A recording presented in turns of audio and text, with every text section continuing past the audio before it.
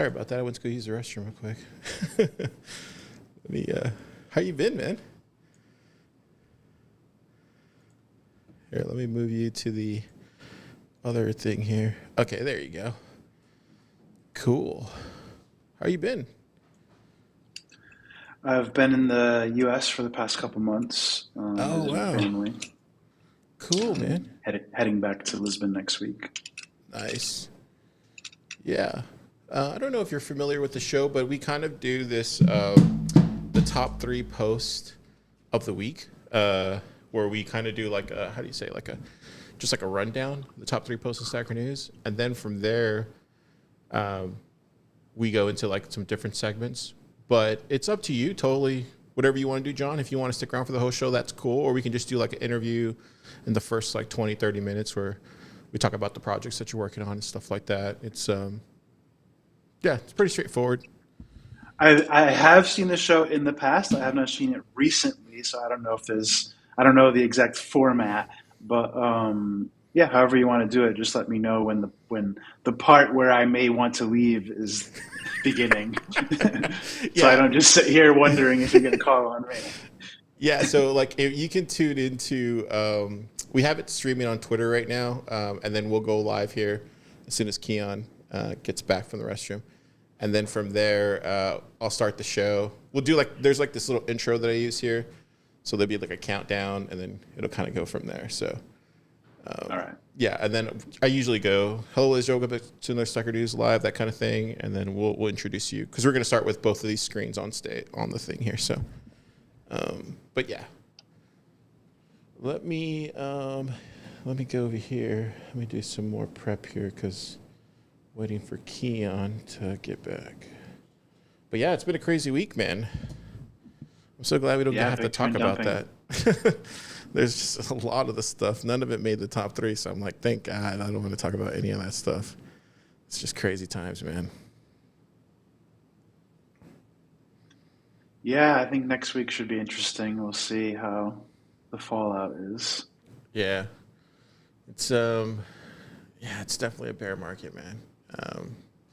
It feels good though, just to be able to say I've been through like 3 of them. This will be my 3rd one, so it's kind of like, oh, it feels good in that sense. But yeah, it's just It feels a lot better when it pumps, 10, 100x than when it pumps, only 50% more than the last time.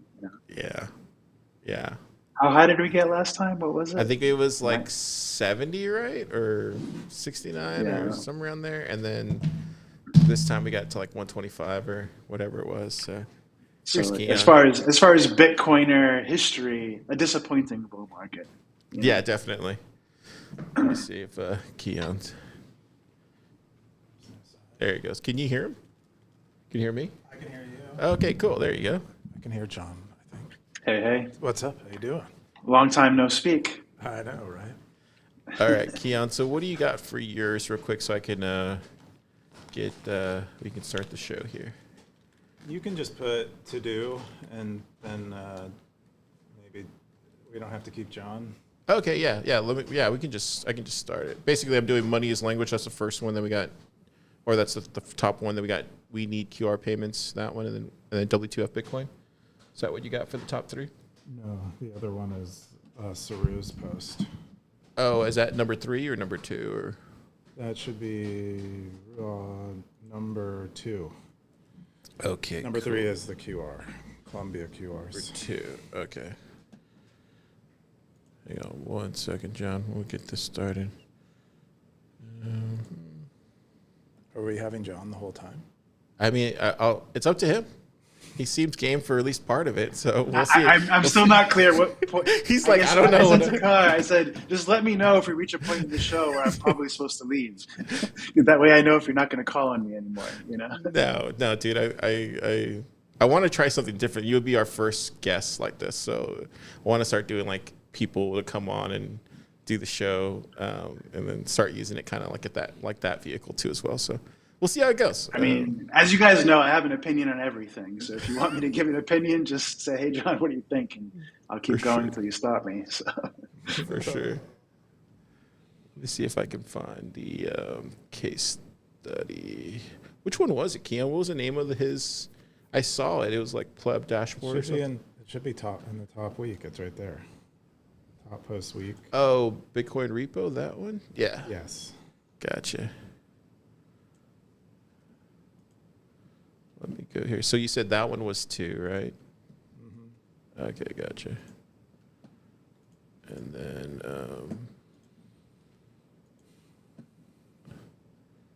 And then we need QRs 3, is what you're saying. Yes. Okay, gotcha. All right, so we are good. I'm gonna go ahead and start it now, John, and then we'll go into to the show. So let me go ahead and do that now. It might take like 30 seconds, but let me go ahead and punch this out. All right, close that, and then let's go over here. There it goes. Okay, John, we'll see you here in 30 seconds. Okay.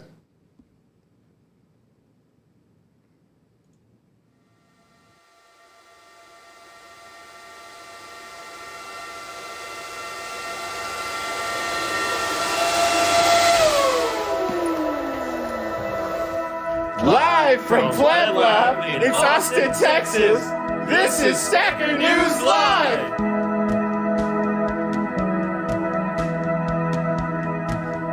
Hello, ladies and gentlemen. Welcome back to another exciting episode of Stacker.News Live. My name is Carl with my BFF Keyan and John Carvalho. The man, the myth, the legend. John, how you been, man? I've been very busy, very busy winter, both personally and professionally. Love to hear it. How was your week? This is where we start off. We say, how was your week? I usually go to Keyan, but since you're the guest, how was your week, John?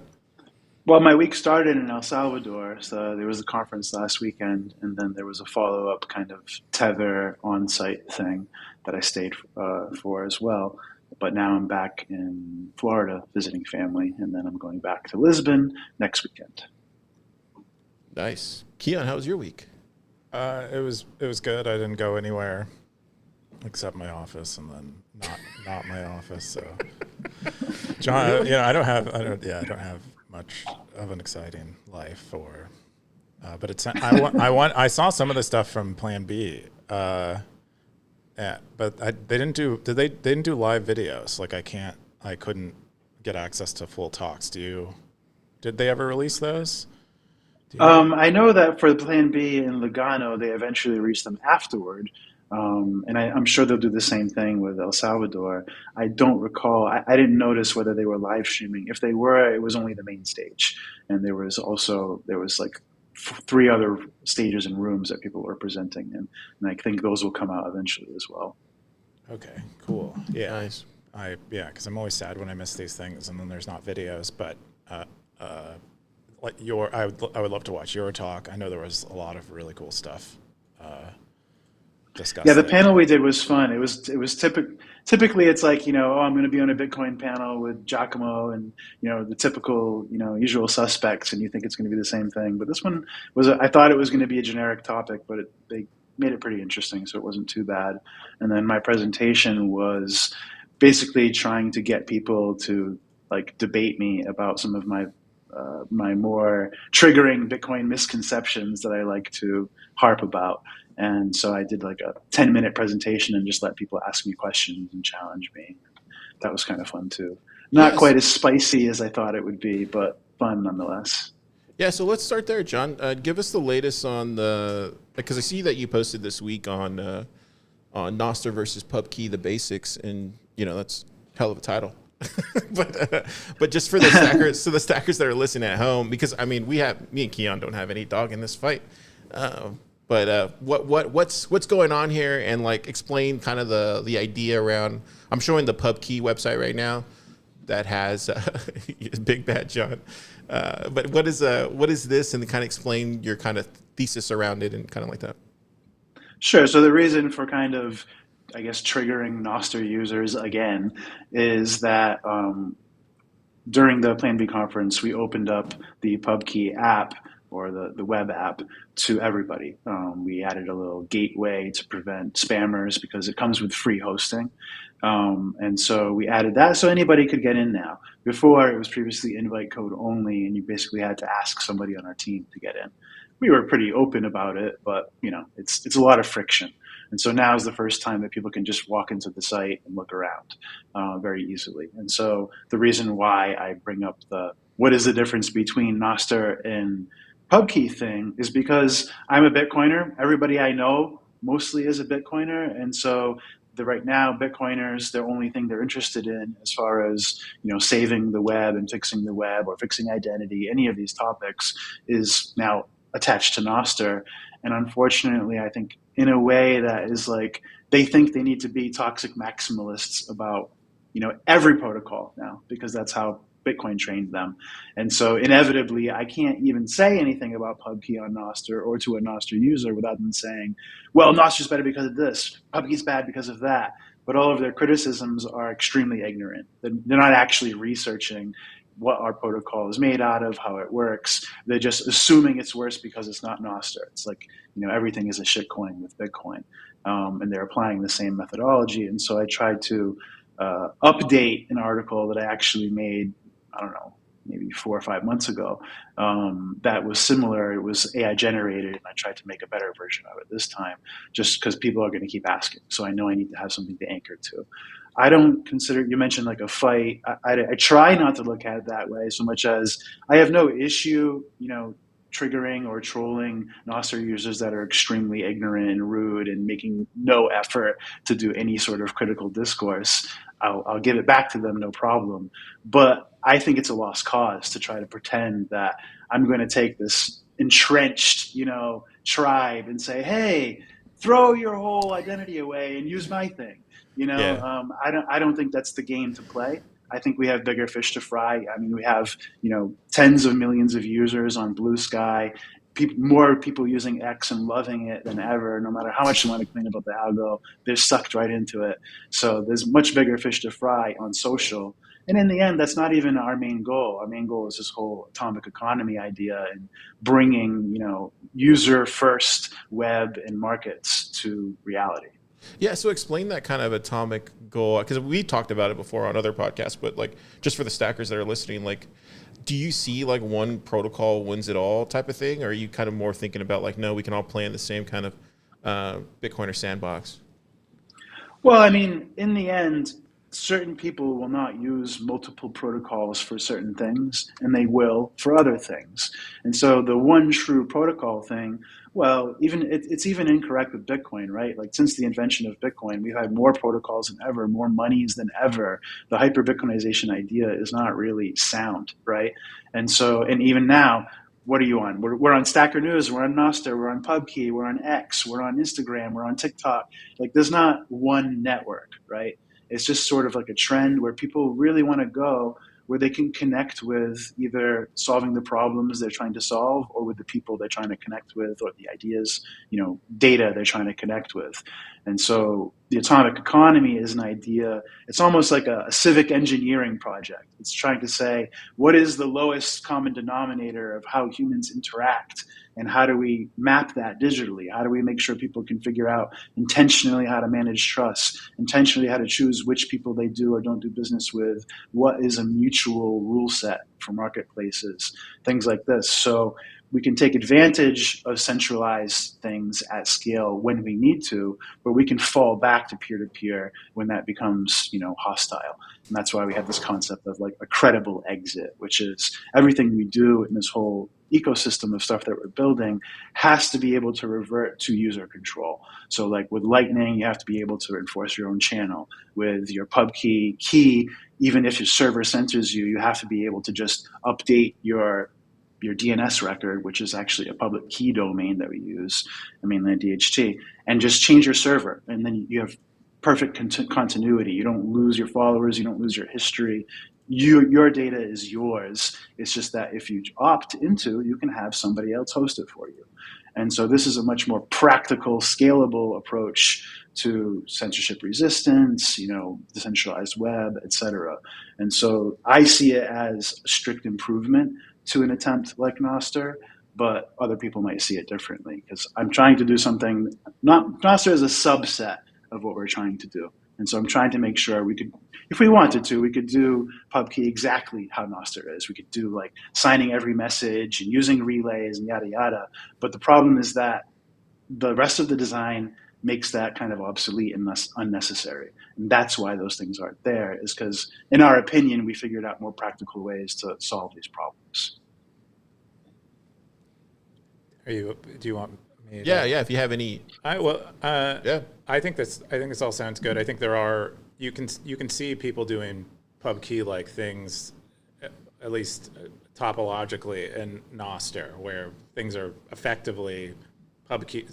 How I imagine pub key is shaped, where there's really only a handful of relays people are using, but you have this credible exit, and that's kind of the basis on which people claim censorship resistance or data ownership. And so I see the similarities there, and why pretend that everyone's not using a few relays and get some UX improvements. Why pretend and ignore how that could go wrong as well? It just doesn't. At scale, what will happen is it will look just. I think this is like a saying I have: is everything looks the same at scale. You know what I mean? Like if you zoom out far enough, it will just resemble. Like if lightning were to take over the whole world and actually like overcome Visa, it would probably look just like Visa when it did. You know what I mean? It would be extremely trusted. They'd have credit. They'd have ways to, cancel transactions. It look the same, because that's what it takes to get to scale. And what I've learned in recent years is, and what I'm trying to teach my peers, which has been very difficult, is that scaling when it comes to digital stuff, it is trust. Like what you're actually trying to do is figure out how to apply trust. And so we're more interested in, like, you may have noticed I'm kind of having a lightning breakup moment for the past 2 years while still supporting it in our technology. And it's mostly just because I understand it a lot better. And I think, if the whole useful thing we're doing on Lightning is basically coordinating trust, why don't we just make a protocol that just coordinates trust? And so we're trying to basically demonstrate what happens if we distill down the actual use cases that are within all of this complexity and try to remove the stuff that's actually redundant. Okay.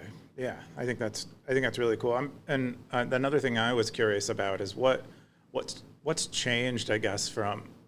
I think you said you wrote. I saw something recently where you said you kind of redid everything, and I'm wondering, are there some bigger picture things that have changed, or is it mostly a sort of a refactoring or detail polishing type thing that happened? Well, in regards to the PubKey versus Nostr article, I would just say it was very low effort originally. Like I literally made a post in PubKey and said, "Hey, here's an AI generated comparison," and I didn't even review it. And this time I went in and kind of hand edited everything, and I actually used and AI is much more advanced now, and I actually used repos, you know what I mean, inside of Cursor, and this kind of thing where it's it's much less likely to have slop in there, especially because I hand reviewed it. And I just was trying to balance between something that a normal, Bitcoiner or a normal Nostr user would read and something that a more technical builder would expect to be like, well, this guy's making claims. What's he talking about? And so I tried to bridge the gap.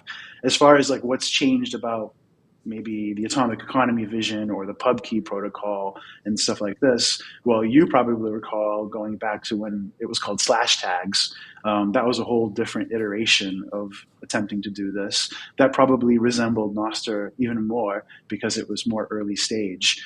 But what happened mainly was the difference between /tags and PubKey is just actually figuring out how to handle problems that we didn't figure out yet back then. Like, how are you actually going to have discovery? Oh, well, originally we were playing with hypercore and pen logs and this thing, and that was way too complex for the vision we had for how to fix things. And then we kind of figured out, hey, we can just do what we're trying to do in Hyperswarm DHT and mainline DHT, and we can get the benefit of tens of millions of nodes in a network that, it's literally the most decentralized network on the planet. I have found nobody that can argue that. It's the best example of a censorship-resistant, massively decentralized and distributed network. How do you compete with that when you say, oh, that's where I put my DNS records? It's okay, and only my key can do it. You can't really compete with that as far as the narratives we're all trying to convey. And so that's the main difference, is having an actual root for a discovery method, and then the second aspect is, instead of making claims about Web of Trust and that being important to me, having a first iteration of that as well through this semantic social graph concept, which we also incorporate into the indexing aspect of PubKey. Okay, I haven't heard about the semantic social graph part. That's pretty interesting. I'd love to look at that. I remember when I was researching Web of Trust initially, I think you spurred Kevin to tell me about it, and I reached out to you and I was like, hey, what are some examples of Web of Trust, and you helped me out. So I'm really curious about how that's evolved and how you're using it in practice. So I'll be interested to see more of that. So it sounds like you made some architectural simplifications and then made some like advancements or continued on your roadmap in other ways. That sounds pretty awesome. I think the other question I had was around BitKit. I think I'd seen you tease Marketplace. I think a big part of your vision is marketplaces with PubKey, and I'm curious how some of these pieces connect and when I can actually buy things on PubKey. That, to me, when people can buy things on PubKey, that's version 1.0 of Synonym's vision. And so like when people say, oh, what are you going to do to get BitKit to compete with Wallet of Satoshi? I'm like, that's not why we made BitKit. Like, we started with BitKit in the hopes that we could ride like a momentum wave for Lightning, and then by the time we were done with the rest, we'd have some users of BitKit that we could introduce into what is now PubKey. And now the same thing with PubKey, that we have some people using the social features, so that we'll have some bootstrapping available for when we actually deliver the market features.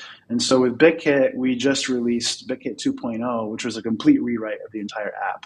Formerly, it was React Native, shipped for both operating systems on mobile, but now it's native for both operating systems. 2 new apps.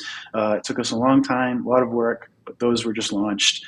And so the next phases are, as you guys may have heard, vibe coding is a big deal right now.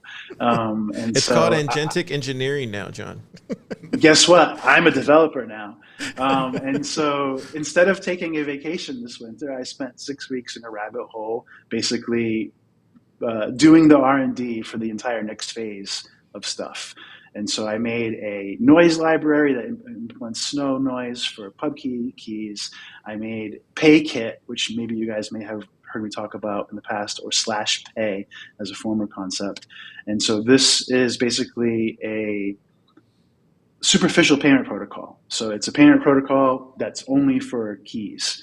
And it has all of the use cases you would want for payment protocols, subscriptions, payment requests, etc., except that it's for any payment protocol. So it could be for legacy Bitcoin, Lightning, it could be for Liquid, it could be for Ethereum, it could be for PayPal. It doesn't matter. You just have to make a plugin that handles the requests for that payment method, and you just have to include that payment method within your endpoints. And applications can basically match whatever methods they have in common by order of preference in the background. So the user experience can be much like a unified checkout flow, where the checkout flow can actually be in the wallet. So you can have all the metadata, you can have all the invoice data, et cetera, and it's all handled on this payment protocol that is superficial to the actual settlement protocols. And so it kind of makes payments possible for peer-to-peer in an extensible way.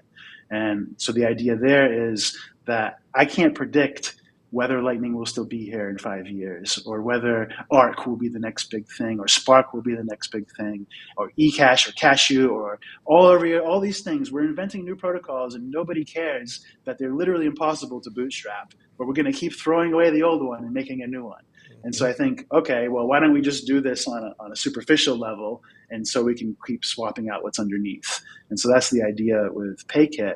And the reason I'm laying this foundation for you is that that's the middle requirement for the final step, which is what we call PubKey locks. And PubKey locks are going to be a way of using all of this encryption schemes within PayKit, within the noise keys that are delegated from your ID key. So this way you can keep no matter what you do, you can always keep your main identity cold, but you can now have delegated sessions, delegated application keys, delegated private noise keys to accomplish all of your different use cases. And so the final stage of 1.0 of the atomic economy would be having the first few lock types capable. So a PubKey user can say, okay, you guys might recall when I did the podcast, The Biz, and I had the crowd walls.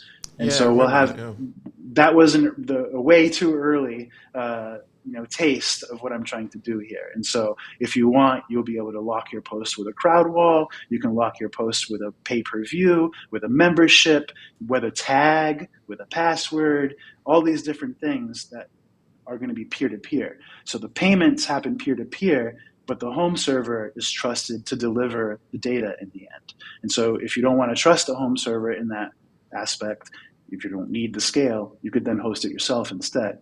So it allows fully peer-to-peer coordination, coordination of payment types, coordination of data, of URLs, of keys, of people, of all aspects of the e-commerce flow. And so then once we can lay that foundation, BitKit users will be able to pay things in PubKey applications, any PubKey application, not just the ones that we create, from any wallet that supports PayKit, not just our wallet. And so all of this is meant to be like fully open protocol solution for anybody. And so, yeah, that's the kind of rant of what the next stage is for us. I would say before the middle of the year, you should see that. Okay, that's exciting. Yeah, that sounds really cool, actually. So one of the parts of the new rollout of BitKit are that you made them native, you added PayKit, and then I guess some of these identity delegation to them. Is there anything else that changed in BitKit since the last iteration when I had the React Native version? Smaller things. Obviously, now that it's native, it's going to be much snappier and fast. LDK node is still the node inside, and they've made a lot of updates over the past year as well. But we've mostly kept the old BitKit up to date with those. Now you can do wake to pay is the biggest thing. So a big reason for adding the native was to have better control over notification servers and capabilities there. And so now, for example, in Android, in any situation, if you have BitKit in the background and you get receiving a payment, it will receive it. And so you don't have to worry about whether the app is open at the moment that the app is, you don't need the node to be live at that very moment. It's more restricted in iOS. This was a big disappointment for us because when we had to go finally use it in iOS, we realized there's a pretty low data size for what they'll allow to open in the background. And that data size is basically like a little bit smaller than LDK itself. And so there's just no way to actually wake the LDK node in the background. We have ideas about how to mitigate that, and we've already started some of those. So you do see some advantages from the notification server, but nothing like you would in Android yet. So that's the main thing. And we added Bitcoin maps to it as well. That's a new feature, and maybe a couple other small things like that. Okay, that's cool. Yeah, I think I don't know. Does anyone else make this work on iOS yet? I don't know. I haven't. No, I mean, the closest, I think, well, I know that I haven't used Phoenix this intensively, but I know that they have splicing and they do swaps and such. They have all the most advanced Lightning features because they're basically the best at Lightning protocol stuff. But I don't know obviously they have the same limit, right? And so maybe they have a light version of the node. I haven't looked into how they achieve what they do or don't achieve because in the end we're limited. Like we can't mimic what they're doing unless we just fork their wallet and run their wallet. And so, yeah. Yeah, they have like the most senior, most advanced Lightning wallet team. Oh yeah, I respect those guys a lot. People say, "Oh, you're competing with Phoenix. How are you going to compete with Phoenix? You need to get splicing in there." I'm like, splicing is just like not happening in our stack. Like LND doesn't care, LDK cares, but it doesn't matter because our LSP node is LND, and LDK doesn't even have a production node for LSPs, and it's. People like to complain about their Lightning wallet, whether it's ours or Phoenix's or Zeus, or they like to complain when it goes wrong, but they don't realize that most of why they hate Lightning is Lightning. It's not, like any one wallet's fault. It's that we're trying to string together like this extremely complex set of things that really don't match that great. And that's the trade-off, is the complexity is going to yield subpar UX when you compare it to, say, Wallet of Satoshi at least Wallet of Satoshi in, trusted mode. Now they're playing with Spark, but that's a whole other conversation. Right. John, I love it. I love what you're building. I want to hear more about this protocol thing when you finally get it going. I would love to see like how you could throw anything on there, what you were describing. That sounds really incredibly innovative. Never heard well, of. Well, if you're a dev and particularly enthusiastic, I have forks and all in my Bitcoin error log account in GitHub. And so there's actually working forks of Noise, PayKit, installed in PubKey Ring, installed in BitKit. I got this all strung together vibe coding over the winter. And so I actually tested, payment requests getting successfully delivered across the home server, stuff like this. So the proof of concept has been complete, which has revealed all of the questions we need to ask ourselves to do it properly. And so now we're going back and sewing everything up to do it properly. So I don't know how long it will take to clean up my mess, because obviously I'm not, a trained engineer. I'm relying on the AI half the time. But so far, it's not as bad as I thought. So far, it's somewhat useful to the devs and definitely useful to discourse. So it's been a really interesting learning experience to be able to go from having my hands tied and having to hire people all the time to like express my ideas to now I can do the whole hardest early stage stuff alone, and then I can come much more prepared to show my idea. I can say, oh, I did all this. For example, a huge learning for me was it was just so complex. It was just so much work. I thought to myself, wow, I thought these guys could do this without AI in maybe 3-4 months. But no way. After I had my hands in it, I was like, whoa, I don't know how we would do this without AI. It's so much. Yeah, it's almost like it's become like, I was talking to Keyan about this week, like you're kind of like an architect of what you're building now, and you have more of a managing kind of like a symphony of a sorts. It's a really cool place to be if you're somebody who has amazing different creative visions, and I know you're somebody that has always been that way since I've known him. So I really literally used choreography and coordinating orchestra today when talking to other people. It's very much the situation that AI is moving the work from the middle to the sandwich bread. You have to focus on spec, on planning. You have to focus on review, on production. That's where you need all the eyeballs. The meat of it, it's just responsible usage of AI, like making sure you have, proper review processes before you show it. There's no reason, for example, I am not a dev, but I have learned my own standard of, I would never submit a PR that I hadn't built and proven, already worked myself, because I know I can do it now. I can just build it locally, and I can show my change. I can say, oh, looks like it works. Let me submit the PR. And before, that would have been impossible for me, especially. On that note, I wanted to ask about, I just saw that you hired your 30th team member, and you were mentioning how this feels like it's kind of changing work in general and maybe your dependency on other people. How do you see the team evolving? Are you freezing hiring now at 30 because you're like, I can double our productivity or 10x our productivity of 30 people with the tools available, or how do you think about that at all? I'm glad you asked, because it's something we're particularly proud of. We were keeping our finger on the pulse of AI from, since a year ago. And we were constantly checking and annoying each other. We're trying to use it too early and trying to submit, make things, with shittier AIs. But sometime around, Q3, Q4, everything flipped. When you had Sonnet becoming actually great, and then Opus 4.5 being like, all right, this actually is extremely powerful. And now we even got new updates this week. It became very, very clear that this was important.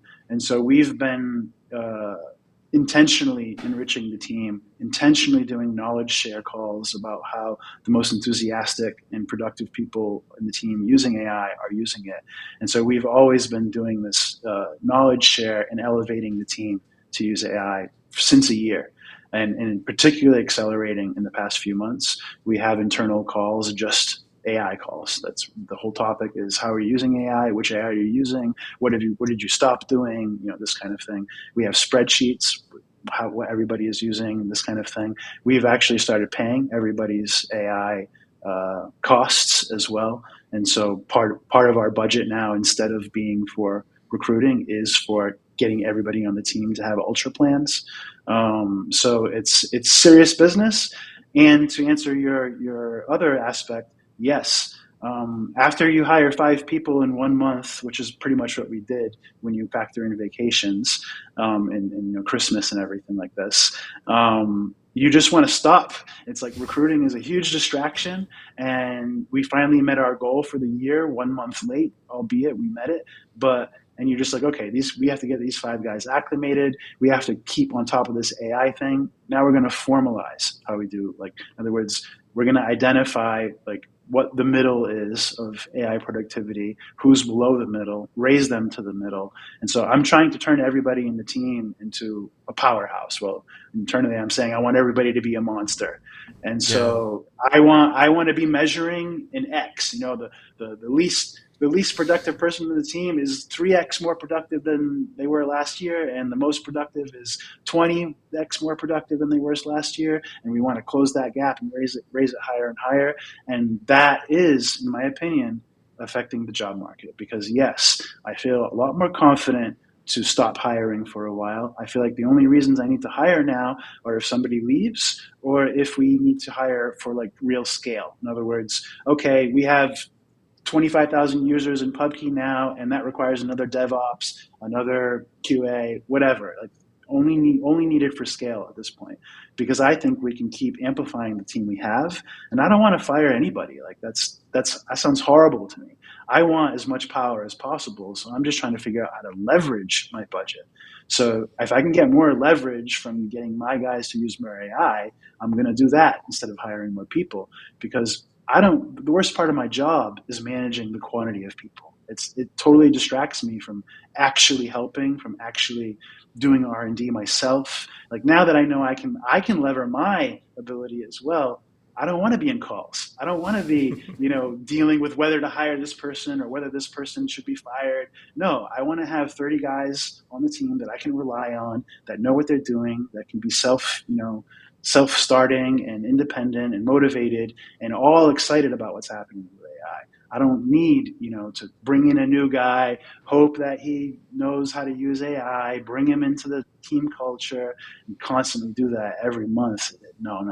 I want to build shit. I want to ship shit. And I don't need more than 30 people to do that at this stage, in my opinion. Yeah, it almost seems like having 30 employees is like the equivalent of, if they have a bunch of agents and bots working for them, you probably have like over 200, 500 employees. Like that, yeah. When you start getting like systems in place, yes. Because the most aggressive and enthusiastic guys on the team, they're not just trying to figure out how to like code faster. They're trying to figure out how to have an AI team of agents under them. They're trying to figure out how to, how many PRs can they merge per week, going from like maybe 20 to like 200. Like this is a massive change. Yeah.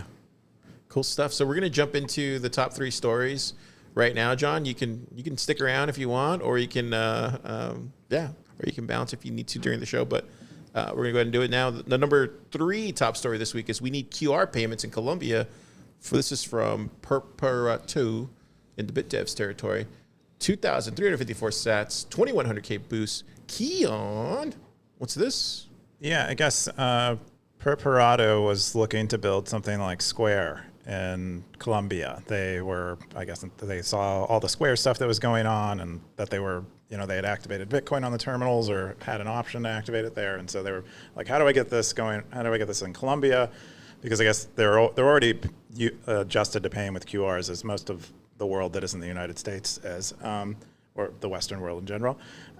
So they were looking to build it, and they realized that it was a huge pain in the ass, and so they kind of didn't end up doing it, all the regulations and things like that, and the KYC and stuff. So they kind of put that on pause, but they did build a Lightning node as part of that process, and then saw Pleb QR and some of the activity on Pleb QR, which is this website, or I don't know if it's a movement, but I think they actually have technology, and perhaps even a business. But it's you go into a merchant in I think Thailand, I believe. You scan a QR code in Thailand, which is like a fiat QR code that most merchants have there, and uses a fiat banking system. And then you pay in Bitcoin, and then I guess that QR is then published to a bunch of takers who, or is it makers? I don't know how these market terms, but someone with a fiat bank account in Thailand can then pay that payment for you, and they get your Bitcoin for it. And so it's like kind of this. There have been a lot of these over the years in Bitcoin. I forget the name of a few of them, but a lot of on-chain stuff where you could submit something you wanted to buy on Amazon. I forget the name of that company, but Super was a big fan of it. And then you would pay in Bitcoin, and someone would pay in fiat or gift card for you. So kind of similar thing. He wants that going on in Colombia, so he was soliciting people to help him work on that. Why not just use like a gift card or something? Is it because it's fiat? But I think most of those gift cards take fiat now, don't they? I think let's say you're in Thailand you're in Thailand for like a week. Are you you got to go somewhere, you got to get a gift card, and then you got to figure out how you pay that gift card by scanning QR codes. And John, have you ever ran into something like that before? Well, I did used to work at BitRefill, and so I have a lot of experience with gift cards, at least. Yeah, the issue with gift card is like this is dedicated credit, right? And so it doesn't solve everything. The concept solves everything, but now you need a gift card for every different vendor. And then you say, oh, why don't you use a universal gift card? Well, we call that a credit card. And now you're just talking about the credit system. And so I could rant on how I think the credit system should work, but I'll spare you guys. Do you guys have something similar to this? Like, do you see there being an easier way to solve this problem? I don't know if you heard what Keyan was explaining here, the situation this particular person had. It was a little tricky for me to distill one problem from it, but it sounds like they need some combination of either, a protocol they can rely on. So something like PayKit could be interesting if everybody was already using it, which is not true, or something like along the lines of like Zaprite or Flash. Like they have this kind of payment gateway services. OpenNode, maybe even. I know they were doing some stuff in El Salvador at one point, but it sounds like what they need is either merchants. They don't want to deal with all of our new payment protocols and et cetera. They just want something that works. And so they mostly want payment processors. So if he wants to solve something, he should just start a company that does it for them. You know what I mean? Like, okay, this is an actual payment processor gateway. We handle the Bitcoin, we handle Lightning, we handle the latest whatever, Spark, whatever. And then the vendor chooses what they get. This is what BitPay does. I think Coinbase had a service like this at one point. Bitfinex had a service like this at one point. It's tricky to get off the ground, but a few survivors remain. And so it might be one angle for him. Yeah. Cool. We'll jump into the next top story here. The number 2 top story this week is Meet Orange Dev Trader, Bitcoin Repo Deep Dive. This is from Soru. Oh, wow. This one's from Soru. 11 comments, 4,965 sats. Keyan, is this the orange dashboard one that he was building? Yeah. So I think he published the first version of this, I think like a year ago or so. He links to it in the post, but he's updated it now that he has all these agentic coding tools. He's been able to go farther with it and did more with it. So he used those tools and extended it. And so now we have a pretty great dashboard, much better than you'll find on GitHub itself for contributions to core. And you can see a lot of like activity over time. There are some in the stats here. So over the years, we've had 1,200 unique contributors to Bitcoin. And I was surprised that there's only 500,000 lines of code. That's pretty lean, actually. Lots of commits. You can see some of the trends on like the areas where we're committing a lot. Like in 2015, there was we started growing our test commits quite a bit. That was like one of the biggest areas. that ended up growing over the years. And then most of the activity is still there, in addition to some of the core libs, and the build ops have been updated quite a bit. What were some of the other things that I liked in here? 74% of the code is C++, 18% is Python, and then I guess the stat that I find maybe concerning or interesting is that weekend coding. Most of the commits on Bitcoin Core were 40% of the commits on Bitcoin Core were done over the weekend. In the past, and more recently, it's now at 8%, which suggests that people aren't contributing to Core for fun much anymore, which is kind of sad. Is that what you're taking from it, or is that because what are they doing during the week? I guess that would be my question. Oh, well, you need a little more info because it could be that just a higher percentage of them are paid now, and so they're getting their work done during the week because they're paid to do it. You'd have to dig in deeper, but I would be concerned about either way of that, because if most of them are paid, that means most of them are now biased to their funders. So either way, it's not the best thing. Yeah, it's just it's almost like it's just a heuristic that is used for developer interest. It's what are they doing on the weekends, and if they're not contributing to Core, yeah. But what it means exactly, I don't know. But it is. I think we're 80% of. It felt better when it was an environment of guys coding on the weekend, though, didn't it? Yeah. There was John, let me ask you this, because you've been around for a really long time in this kind of, and to see where everything has gone here. And we don't have to get polarized or anything unless you want to, but how do you see it? How do you see the whole Bitcoin Core kind of evolution over the course of the past decade, or since you've seen it, and then to where it is now, and then now seeing these stats? What's your kind of take on I could honestly paint it from any direction. I could paint it for you how some aspects have become so much better. Some aspects of how I interact with it are definitely a lot better. I actually got a BIP in there a year ago, and I never thought I would have been my interactions with Core before that. I thought these guys will never accept anything from me. This is just the ivory tower, for real. But over time, you end up kind of meeting a few guys and ended up, not hating each other. And some of the guys I met happened to be eventually turned into BIP reviewers. And so I've known Merch for a while. I've known John Attic a little bit. I've known Brian Bishop a bit. And so it kind of made it oh, this guy, when I came to them with a BIP, they're okay, he's serious, it's not just John trolling or something. And so now that's opened up a whole world for me. I have probably 4 or 5 different BIPs that I'm working on that I would like to submit, and increasing technical, amount. Whereas before it was just purely aesthetic BIP. So that has changed and made me feel more positive about things from my own, interaction. But at the same time, just before that, I went through the whole mempool full RBF war almost alone. It was me and Sergey and one other guy trying to fight that war. And that was a real gaslighting experience for me, and another big depression point for me about the state of Core. But of course, I have my biases there. You know what I mean? Other people still think I'm crazy for that. I think I have a totally rational argument for my behavior. And I think that in the end, now Bitcoin is less useful because of that change. And people use it for payments less because of that change. Whether that was always destined, maybe. But then I will say I don't subscribe to how the Nazis are treating people like Gloria and trying to turn everything into a conspiracy. Albeit conspiracy theorists have a great track record in recent years, I don't think that Bitcoiners are as good at things as they think they are.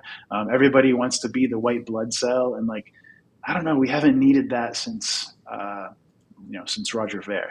Honestly, ever since then, it's been fake mimicry of pretending something is important when it really isn't.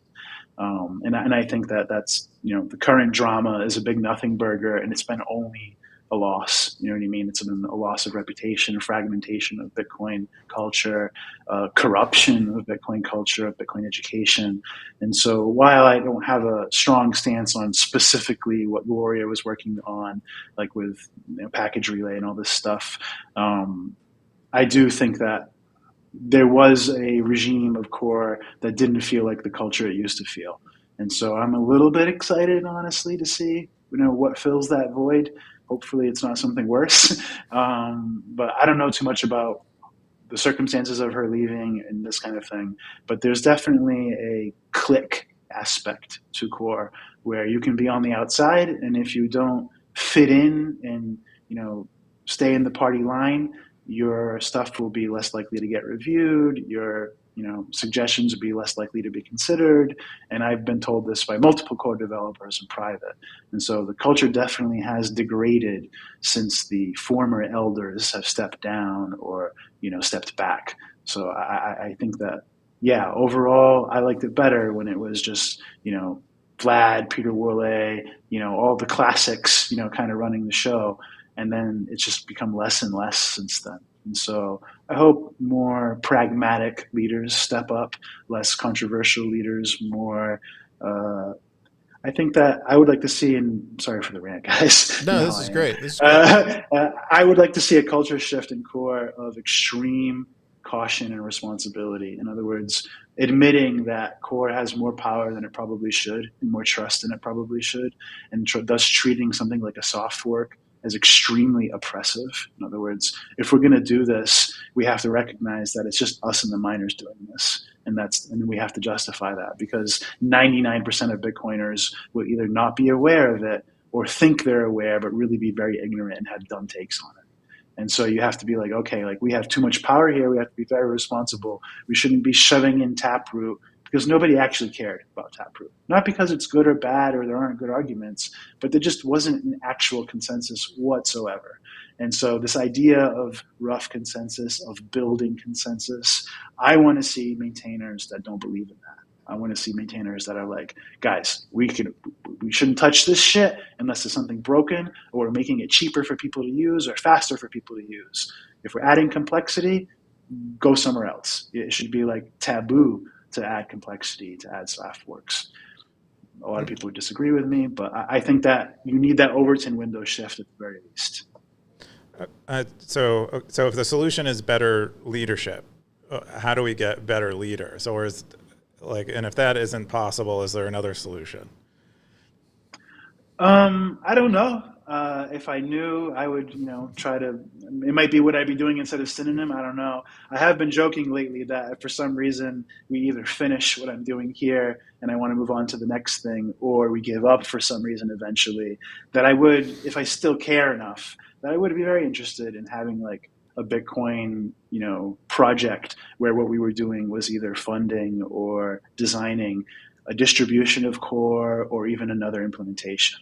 I'm a big fan of Eric Voskuil, as you guys might know, and he works on the LibBitcoin project, and I have a lot of hope in that. But his approach is very, very biased to his views, and it's not so much for like end user wallets, this kind of thing. So you can expect that implementation will be very impressive, but they might not take the time to make it useful for the normies and this kind of thing, because he doesn't like to humor bullshit. And so in the end, it's taken them years to get there. They're only creeping in funding each year, and it's just they get blacklisted or talked bad about by core, this kind of thing. So I think you need more competition across implementations, and that creates more of a stalemate, right? Because now you're going to be scared to introduce a soft fork because you're only 50% of the network, and that's the kind of environment I'm looking for. How do you get those leaders? Honestly, you just need people to be less stupid. Like, I don't know how you do that, but you have people right now worshiping Sailor. Most of the people injected into Bitcoin over the past 2 years have been basically the equivalent of Ponzi victims. And so how is that going to help bolster better Bitcoin core devs?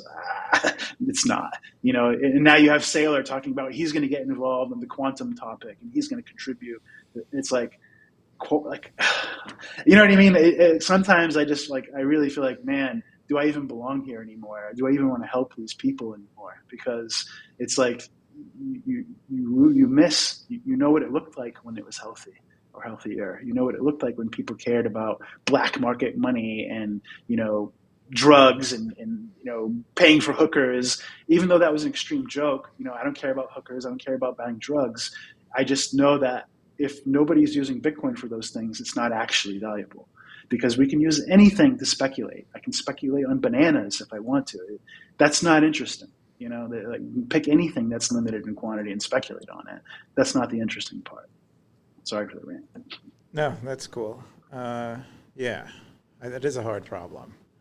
I think I heard it discussed. Bitcoin. I think some of the core people were looking for project managers at one point, or product managers, and that might be. Yeah, I remember that's something that Pavlinex would be interested in and get involved in, but he's doing Stratum stuff and probably still BTC pay server stuff. But yeah, that's the thing is, I would only be interested in doing something like that if I was hard up. You know what I mean? If I was like, okay, I need an income and somebody's all willing to pay me to be a Bitcoin Core project manager, then I would look at it. But until then, it sounds like hell, man. Nobody on Core agrees on, people think that you can coordinate things in Core, but the amount of agreement there is actually very small. Even within, the venerated Core devs, it's not very consistent. So how do you it's like herding cats, you know what I mean?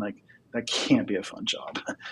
Yeah, someone has to want to be. I think it's just become so political. Someone has to want to be a political figure. Someone has to want to be the president. You need of the a United Linus States. Torvalds kind of guy to go in there and just be like, get your fucking garbage out of the code, get your fucking attitude, your stupid attitudes out of my issues. You need somebody that's that staunch about things. I don't see how anybody's going to let somebody with that kind of attitude gain power, though. Yeah, and I don't think Linus would take up his job had he not grown into it without choosing it. So yeah, it'll be interesting to watch. I'll be sticking around. I'm sure a lot of us will still be sticking around watching it. I feel like Bitcoin is just so important, and it's just like this. It's a lot of things to a lot of people, but it's worth fighting for. It's actually worth giving a shit about, in my opinion. And I don't see the real ones leaving anytime soon. Yeah, the part that sucks is now we have to try to separate that from the Ponzi side of Bitcoin. What is the underlying health, the underlying heartbeat of Bitcoin when you scrape off Michael Saylor and you scrape off, all of the funds and the VCs? Are we still healthy? It's hard to tell now. It was a lot easier to tell in the past. Yeah, we'll see. The number one top story this week is money is a language. This is from Scoresby. 58 comments, 512 boost, 13,000 sats. Keyan, what's Scoresby talking about this week? Yeah, Scoresby is still going through Voskuil's crypto economics, and this one tackles, I think, Voskuil's thoughts on the regression theorem, or Mises' regression theorem. But he argues in here that money is effectively a language with scarcity. And because they both suffer from this regression problem. So Mises argues that money has value today because it had value yesterday, and it had value yesterday because it had value the day before. And then I think it was Rothbard who challenged Mises on that and was like, well, that means that there's some day one or some day zero where it wasn't money, and what was there. And Mises said that it had value, it had utility value. And then it turned into money, and so that's the regression theorem. And so we have a similar problem. Scoresby lays it out here, but we have a similar problem with language, where a word may have meaning today, and it has meaning today because it had meaning yesterday. And then that means there's some day one where where something became a word, where the sound became a word, and so that means that the day before it, you had a sound that had inherent meaning, and it didn't it had utility before it was actually formalized as a word in the same way that we formalize money. Anyway, so there's something similar between money and language in terms of this regression theorem, and there are a few other comparisons that Scoresby makes, and argues this, but he's trying to get at the fact that, like language, it maybe doesn't make sense to trace it all the way back to the beginning. Like we aren't making sense. Like a lot of our words aren't even said anymore. They're all kind of written, or we're sending them digitally. There's like all kinds of encodings, and perhaps they don't need this grounding all the way back to something kind of primitive. And perhaps we're kind of beyond that. And he borrows from Umberto Eco, who says that the only difference between money and language is that words aren't scarce. And so you can I don't know if that's true. I haven't looked. I think you would have to kind of. I would probably need a much larger argument for that. But it's plausible. It sounds roughly correct. But and so Scoresby concludes that it's really the scarcity, and he points to some other stuff, because other people would argue that Bitcoin did have inherent value earlier, but it was more like collectible value or curiosity value. And I think I've heard other people argue that it's actually the block space that was valuable, and that's maybe if we're subscribed to Mises's thoughts, then maybe that was the initial utility value, the initial utility. Anyway, all of this is to assist in unpack Voskuhl, who is like super compressed. And Voskuhl argues that money, Mises doesn't go far enough with the regression. It assumes, it doesn't explain how something gets utility or is valued for its utility. Someone makes an assumption. Before that happens, someone makes an assumption about the utility of something, and that's what gives it value. And therefore, you could assume the utility value of anything as money, and turn anything into money, and therefore there's no non-money and money that could be distinguished using Mises's reasoning. Anyway, that's all. That's a lot to say these things, but it's an interesting way to look at it. Yeah, I guess for me, I've always just looked at money more like a tool, but that same tool can also be used as a weapon, and even language, you could say, it can be used as a weapon, which therefore is a tool. So it's kind of one of those. That's how I kind of see it in my head, but would love to hear John's thoughts. Don't you guys feel like kind of silly sometimes talking about money, like, and what money is, like, or listening to podcasts about it, where it's like, this guy says that money is this checkbox, then this checkbox. This guy says it's not this checkbox at all, but the other two. This guy says you have to do it reversed. Like, I feel like it's almost like talking about religions, like which religion got it right. I think the real lesson here, like, I love that you wrapped it up with Eric Voskuhl's kind of compressed, thing. The lesson here is that nothing is money, right? Money it's just a use case. It's just how you use something. There's no inherent value. There's just value is subjective. That's it. And then, so you take value as subjective, you take a concept of, say, consensus, or you could even be redundant, say mutual consensus, value that we agree on. And now you just choose a medium, and that's the money. You know what I mean? Like, there's no like, oh, it must be a store of value. It must have, intrinsic value. It must be a medium of exchange. It must be a unit of account. This is all total bullshit. Like, there is not some like level of a game that Bitcoin is playing where you have now achieved monetary, medium of exchange. Congratulations. The next stage is, unit of account. This should happen by, the next 10 to 20 years, or you have failed. It's all bullshit, man. Like, it's just, value is subjective. The value only lives in one place, your head. It's not inside of the Bitcoins. It's not inside of the bananas. The value is in your head, and other people who agree with what's in your head will do business with you on the same terms, and they'll use anything as money. You have people using, bottles of Tide in the ghetto. You have people using sardine cans in the prisons. You have people, you know what I mean? It doesn't matter. And you can say scarcity. Well, scarcity is relative too, right? Like, you can go just back to basic physics.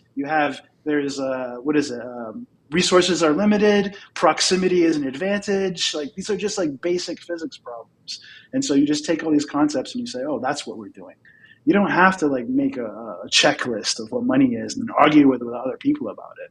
I guess that's what I'm doing, but it just feels silly to me. You know what I mean? It's like, oh, money is this, and Rothbard was wrong, and it's like, what the fuck? But John, philosophy. But John, this is the great thing about being a Bitcoiner, where we just get to have these philosophical money arguments all the time. Yeah. Like this is the stuff. I'm like 13 years in. You know, like, it was fun for the first 7, and now it's just like, come on, guys. But no, this is good stuff. We got to educate the stackers. Yeah, what do you think? So what makes a money better than another money is that more people. Is that the person you're doing business with will accept it?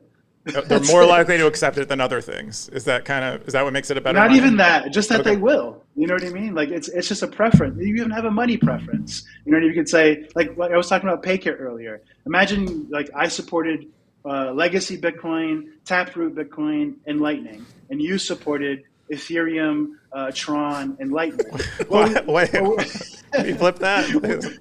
But we match on Lightning, right? That's all that matters. The rest is irrelevant. It's just like that just means you can do business with people that I can't do business with, and so can I. That's all it means. Like it doesn't make Bitcoin special. It doesn't mean that Lightning won. It just means that between you and I, we agreed on how to do business. That's all it means. Yeah. So you would never say something like one money is better than another money. Well, I could say that subjectively. I couldn't say it objectively, right? Because is Bitcoin better to somebody that doesn't have Bitcoin and can't afford a Bitcoin transaction? No. Is Bitcoin better to somebody who needs to accomplish something and totally settled within the next 20 seconds? No. Like they're going to choose something different. Like it's totally dynamic, totally subjective. Let me ask you a subjective question. Do you think Bitcoin is losing its value right now because of the reapplication with all the BlackRock and stuff like that? Oh, I definitely think there's paper Bitcoin out there. I don't think all of the people have all the Bitcoins. I think that the market is too tightly connected to the legacy market. So you don't see a discrepancy in price, really. In other words, you don't see a street price of Bitcoin. When you start to see that, then things will be much clearer that, okay, there's just too much paper Bitcoin. But for now, I really honestly think that Saylor and his people that behaved like Saylor, they stole the bull market from us. I sincerely believe that. All of the interest and liquidity that came to Bitcoin in the past 2 years, most of it went into these paper Bitcoins. And if even 10% of them don't exist, that's a major blow to the actual price. That's a major, and remember, you don't even need there to be like fake Bitcoins. You could just remember the design of how Master works. What he does is he gets a loan, so he like leverages his company and the equity and the Bitcoin that they have to buy more Bitcoin, and then he dilutes the current shareholders by printing more shares, and then he sells his personal Master shares instead of selling Bitcoin, and so he's just cycling the liquidity and absorbing it the whole time. And so how can Bitcoin go to 300K if Michael Saylor's selling all his shares and absorbing all the liquidity, and all the shareholders are getting diluted the more Bitcoin that they expose themselves to? At some point, he won't be able to get loans anymore, and then nobody will want. Then the price will freeze, because there's not more Bitcoin promises. At some point, the government may give special taxes for these types of constructions, and then people will flee, to the exits. It definitely affects Bitcoin's health, Bitcoin's price, and Bitcoin's utility, because what makes Bitcoin actually valuable is that it's uncensorable. What makes it uncensorable is that it has hash power, that it's actually something you can hold yourself, etc. So if you aren't using Bitcoin for its actual properties that make it unique, if that's not why you value it, then you're just using it as a vessel for speculation, which is not unique to Bitcoin, right? Anybody can speculate on anything. Even though you can say it's rare, well, there's also Bitcoin Cash, and there's also Ethereum, and you could I don't know if he's got to it yet, Scoresby, in his Voskuil stuff, but Voskuil is gonna at some point hit him over the head with he doesn't call it this, I call it this, his many Bitcoins theory, which is the way that Bitcoin scales is just more blockchains. That's the only way you can scale it. And so the vision you have to extrapolate would be, the way that Bitcoin matures over time is there's Bitcoin number one, which is the most secure and the most expensive to use. There's Bitcoin number two. And you could even think of it like class systems. It's a ladder. The poor people use the least expensive Bitcoin. The rich people use the most expensive Bitcoin. People already have these narratives, right? They say only banks would afford Bitcoin transactions. We need banks to scale. I hate that vision. And so I honestly find the many Bitcoins theory more palatable. Do you think that. so John, so a lot of 2017 and 2016 when I was getting into Bitcoin, we had like the Max Kaisers and people like that were saying like, yeah, let them rehypothecate Bitcoin, let them do paper Bitcoin. We're going to fork on them. Do you remember those talks? And like, how do you think that's going to play out in the future? Especially with this kind of like mini Bitcoin theory that Svol is like has in his book. Well, I'm not somebody that's going to listen to those people. Yeah, I think Voskal could be. Let's put it this way: Voskal is just describing what already happened, right? Like I said in the beginning of the show, we have more monies than ever. Like Bitcoin's invention didn't show us any evidence of hyper-Bitcoinization. It showed us the opposite, that there would be many, many blockchains. We thought they would all disappear, yet here we are with the blue chip blockchain still going through 3-4 cycles with us. So there's some staying power there. We thought that decentralization would kill them, either through mining attacks or through government. That didn't happen either. So maybe the blockchain design is even better than we thought. We don't really know. And so I'm not trying to advocate for using other Bitcoins or shitcoins. I'm just trying to say, look, it already happened. Like it played out exactly. Eric Voskal is describing. He's not predicting. You know what I mean? And so It's the Bitcoiners that are predicting. They're saying one day they have all these fantasies about why these things shouldn't exist and predicting that those fantasies will come true. But this is a prediction, right? None of us can ensure that. So yeah, I think that's interesting. I have my own theory which ties to credit and how I think credit should work. I think that actually at scale, like the only thing that scales is trust, right? And so I think at scale, the only thing that scales is credit. And so when people talk about like people using one thing, it shouldn't be Bitcoin or gold or dollars. It should be one protocol for coordinating credit. And that's, hinting at where I think things would go if we all behave ourselves and think responsibly and think critically. Probably we won't do that. So that's interesting. In Star Wars, they have credit system too. We were just talking about that the past few weeks. Like, how do these futures evolve in like sci-fi? But we're talking about one theory of money. Commodity money is like the Austrian point of view, and then there's a credit theory of money is I think the other competing point of view in like trad econ stuff circles. What was I going to say? Have you laid out your thoughts on credit anywhere yet? Or have you shared your vision for that? So I have an entire specification. We've been working with a couple core devs in private in the background for a peer-to-peer credit system. The spec is pretty much done. I have also now vibe coded some proof of concepts for it, an Android app, a web playground demonstrating how routing and such would work. And so that is an active project. It's not one that we've released publicly yet. So definitely this year we'll share at least the specs in the paper. I don't know when we'll actually try to start building it or putting it in our ecosystem because it's highly speculative. To think that first I can get people to use Bitcoin, to use Lightning, to use PubKey, to use locks, to now use a credit system on top of all of this. I've got to prove the rest first. And so we're not going to be building out, it's called atomicity. We're not going to be building that out in the short term, but we are prepared to build it out. The specifications exist, the design exists. In my opinion, it is elegant and cool and sound, and not like anything that already exists. So I'm excited about it, but we're deciding how and whether and when to play it, because I could come out and say, oh, this is the next Bitcoin scaling layer and make it all Bitcoin centric, and this is how we actually coordinate payments at scale, blah, blah, blah, blah. I could do it that angle, or I could do it as, this is a solution for everybody. This is how to bring credit to, the world.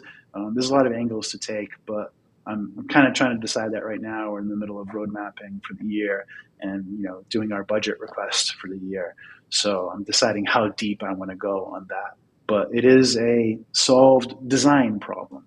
at least. Okay, it's like the final stage, and you're not sure what it'll come after most things, and then also you're not sure how you want to present it and like package it to people because it.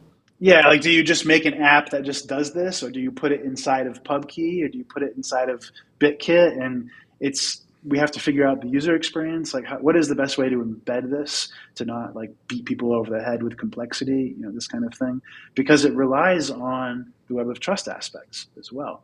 You guys, if you've heard me talk in the past year about trust and how it interacts with scale at all, what you may have heard me at least say is the most basic thing we distilled is you need trust to scale. And in order to express trust, you need to at least express who you trust, with what, for how long. And the with what would include how much. So, for example, would be I trust Carr with $20 of Bitcoin until he wrongs me, or until the end of February, or until he pays me back this other thing. And so you have this way of having conditions and expressing credit to specific keys, and also a way of routing it. The routing's pretty cool. It's like a step routing, covenant step routing method.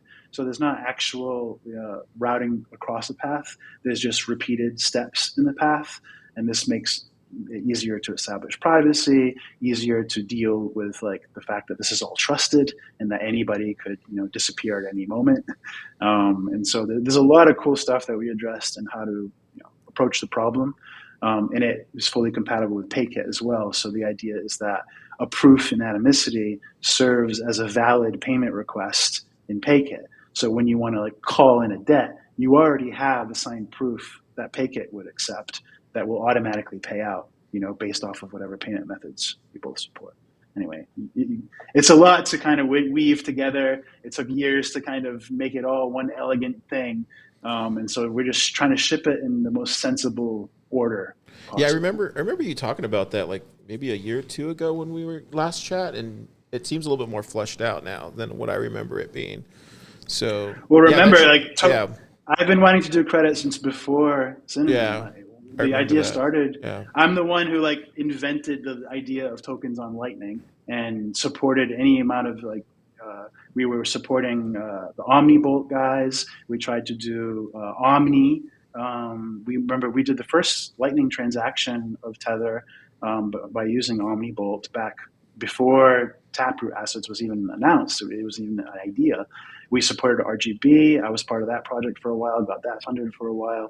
I've always believed that credit was a missing piece here because that's what I learned when I worked at Bitrefill. It's this is if there's Bitcoin and there's Bitrefill, and that's like a huge chunk of what's interesting to me about Bitcoin. You know what I mean? Exchanges, yeah, we all use them and need them and such, but as far as the use cases, I got an intimate view of oh wow, this is how people use dedicated credit in all these creative ways to overcome either oppressive or stupid boundaries in the world. And so Bitrefill was doing a lot that Bitcoin claims to do. And now Tether has also filled that gap as well, right? People are using Tether to break down borders and things like this. So credit is obviously part of the picture, Yeah, it would be interesting to see what a Bitcoin, on the first layer, then be able to have a credit system amongst a group of friends or something, and then that would be very interesting. Well, what you want in the system is to have any definition of debt or credit mutual. So in other words, it's not a Bitcoin thing at all. It's just a we agree thing. And so you could say, I owe you $20, and you could say, well, I want you to owe me in USDT. And I go, okay, fine, I owe you $20 of USDT. You know what I mean? And that's how it is. And if that's not what you want, then you won't agree with me. You know what I mean? We won't have the relationship. So whether it's Bitcoin isn't what's important. It's whether or not we trust each other. What are the terms? How are we coordinating everything? Because in my opinion, that's all we're doing in Lightning is we're just coordinating the trust, and all the other complexity to try to enforce something is bullshit. Because once you get a few million people in layer 2, everything falls apart with regular usage. I don't even think I've been trying to figure out math-wise how many people active users Bitcoin could support. I don't think Bitcoin could support even 10 million active users. Like you really would have to like compress things. And once you compress things into layers, you have all these enforcement problems and cascade problems. The whole thing just doesn't scale, which is another reason why you have to start looking at the many Bitcoins theory. It's like, wait a minute, if I can only fit 10 million per blockchain using Bitcoin's block size and block time parameters, there's only so many people you can fit in a blockchain, no matter how you rearrange the numbers. We're going to make it work past 10 million, John. It's okay. We got this. I don't think you can. I really don't think you can. You know, we'll more than figure 10 it million out. people can have Bitcoin exposure for sure. They already do, right? But it's all in exchanges. It's all in Michael Saylor's hands, et cetera. So it seems like Bitcoin is serving, tens of millions of people. But when you look on chain, you count the transactions, you think, oh, no, that's not the case. So we're going to jump into, that's all the top 3 stories this week on Stacker.News Live. Stackers, we're going to Maybe we should let John go, too. This is where the show kind of falls off the rails. Anyway. I mean, all right. I'll take my cue. Thank you so much, Keyan. Great to see you again. Thank you, Bar. I appreciate it very much. To anybody listening, please check out Synonym.to if you want to learn about the company and the vision. Bitcoin Error Log is my handle on X if you want to get trolled by me. On Stacker News too. Yes, on Stacker News as well. I think I was the first or second user. I think you were the first person, the first real human being. I think so. Yeah, so I'm a Stacker legend, But also check out bitkit.to for the BitKit wallet app and pubkey.app if you want to try the social app we were talking about. Thank you so much, guys. Thanks, John. Appreciate you. We'll see you next time. Bye. Bye. Cool. Wow. Keyan, what'd you think? Oh, I thought it was great. John has so many ideas, and they're quite divergent from like what I'll hear elsewhere. Yeah. And so I like that. It's refreshing. Yeah, exactly. That's one of my favorite things about John is like I can put up my own takes on stuff, and it just doesn't matter. He's going to have his own take, and we still have beer over it. That's what we need more of in Bitcoin. We need more fresh ideas, outside the box thinking, and just being able to like maintain friendships even though you disagree. So that's why I like John. That does seem to be pretty hard in Bitcoin right now, but especially right now. But I think we have a lot of people discussing Bitcoin that don't really care to understand it. I think one of the bigger problems. Yeah. So with that, let's jump into the rest of the stories this week. We got Wumbo's picks. I don't know what that's leading to. Where did that go? Let me see. Hang on a second. It should go to YouTube. So you might be on a VPN maybe. Oh, man. Oh, yeah. I probably just didn't load it wrong. Let me find it.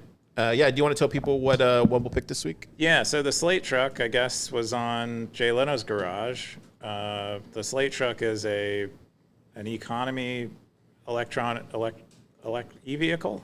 It takes a lot of thinking to be able to sell a car. Mute this. Go for it. Yeah. So Jay Leno, car guy who wears denim, used to do a late night talk show. He has this car show and the Slate truck guy. I don't know if there was like a big push on this or it got I remember I posted about this like a year ago. It was a year, maybe 6 months ago. They started teasing it, but it's like this very affordable electronic vehicle that's made in the United States and is made to be one of Amazon's investments, I think, or maybe Jeff Bezos. I think one of those. Jeff Bezos invested in it. The CEO is an ex-Tesla person. I imagine the whole team is ex-Tesla, but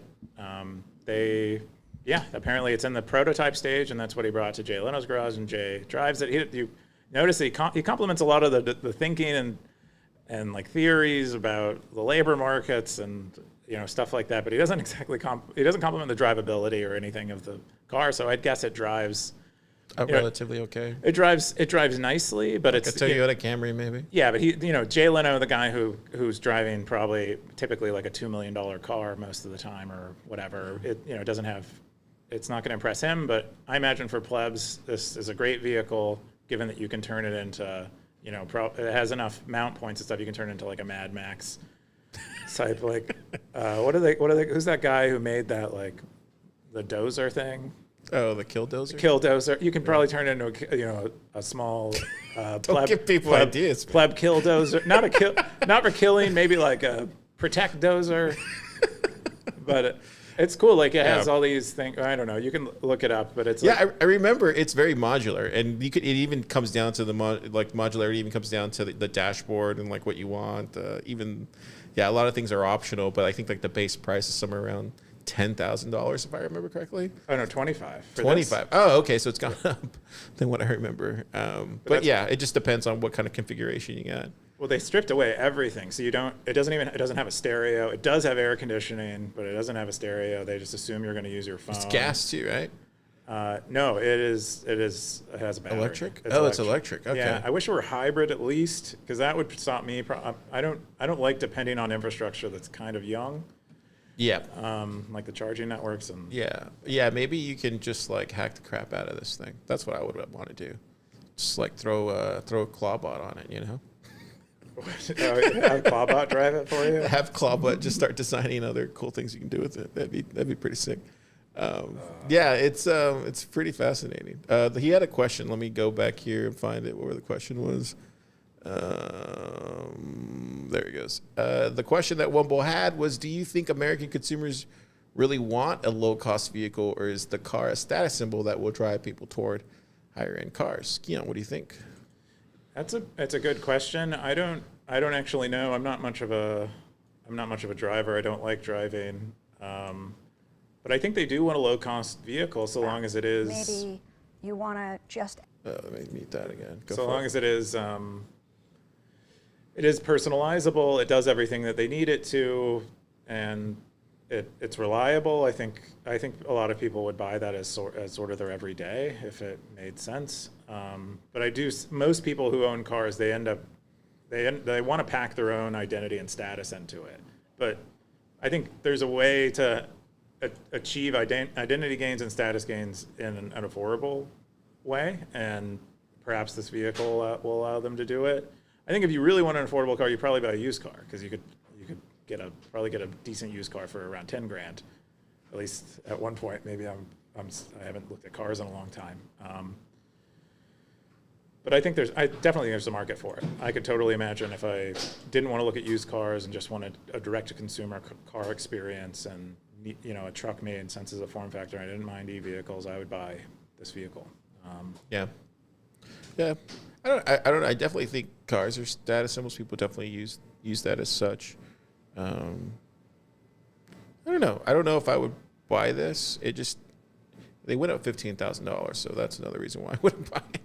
But because when I saw it, it was like $10,000. They were like pitching $10,000, and $25,000 just for this thing. I don't know. I don't know. But you get. Would you buy it? $25K. That's a lot of. It's a lot of sats. Yeah, I don't know if I would. Especially now. I don't. I'm not in the market for a car. I don't know if I'll ever buy a car or own another. Yeah. I have a cheap van that mostly sits. So. I love his show though. I always watch. I watched the one with the Batman mobile. Did you see that one? Where he was like testing out the Batman tumbler. Jay Leno. I think I saw that. I used to watch a lot of his videos. I really enjoy it. He really loves cars, and it's really cool to see someone super obsessed with something. They become really interesting. I think him and Jerry Seinfeld are like obsessed with cars, from what I know. Yeah, Seinfeld is another one. There's not much you can do with that much money, especially if you're a kind of fiat person. You just you have to accumulate these assets, and you kind of want to trade and collect and stuff. So. Yeah. Cool. That was Wumbo's Picks. Tune in next week for the next installment of Wumbo's Picks. We're going to jump into, so you had some, or we can start with mine. So this was an interesting one that I shared this week. It was called Notes on Not Posting. And this lady here, she went on a 2-month social media hiatus. And then she came back and she had a lot of, she had like a list of things that she found really that she came with, more like observations. So the number one thing she had was consumption alone is a weak drug. Posting is what keeps me sucked in. When I'm not posting, it's far easier to drift away for days, even weeks at a time. The new age wisdom, create more than you consume, is sound, yet ignores the fact that creating on any two-sided platform means you're in the insider consumption vortex. She had some other really interesting ones. I'm consuming less of media that's dissected on social media too. A lot of podcasts, it turns out, is far less interesting without the feed. Commentary is half the product confirmed. And yeah, she just kind of goes through. She said her anxiety disappeared. Her hot take anxiety disappeared by taking a break from social media. And then now she wants to make things heavier. So what do you think about this? I think it's pretty scary to think that someone can come up with this long list of things that have changed when they've stepped away. For 2 years, or no, for 2 months, yeah, that's alarming. Yeah. I think it was 2 weeks, she said, right? Or no, 2 months. Okay, 2 months. Well, yeah. even 2 months. I mean, I assume even longer. She might change more, but it just shows that you're putting yourself in this environment that is changing you. It's not a drug. It's not a food. You're not consuming it in like a chemical way, but it is changing who you are, and it's worth thinking about. And that is kind of scary. She said, "I make more phone calls." Oh, that's nice. And I care less what people think of me. That's what she said. Yeah. Yeah, there's a lot of interesting stuff here. I think what it really was is just like them getting older. I think a lot of things become less. I'm the same way. I feel like a lot of things become less. I need to be right on as I get older, just because I'm just a lot more mature about what actually can, play out. I guess you could say, right? Yeah, I mean, I haven't taken a day off Stacker.News maybe in 17 years. 17 years. I wonder what would happen to me. Like, am I the same person? Would I change my name? Oh yeah, would you Would this beard feel strange on my face when I'm not spending all day on a forum? I don't know. Yeah. The next one I had, actually that's it. Let's jump into yours. What did you have to talk about this week? Oh, that's a good question. I had them before we started, but then I didn't want to keep John waiting. Yep. Let me see. Well, I did do make something bots want, and that's what we named this episode. Yeah, so let me go back here. So we can talk about that first. I was going to talk about the AI stuff, but I was going to wait. But since you're going to start there, let's do that. Yeah, so the AI Bitcoin stuff just went to another level this week. I mean, it's just insane. The amount of stuff that's happening on Nostr, the amount of stuff that's happening in the regular AI space, and then just Bitcoiners in general just leveling up this week has just been amazing to watch amid all the chaos that's happening on Twitter. So let's get into Keyan's and make something bots want. Keyan, what was this?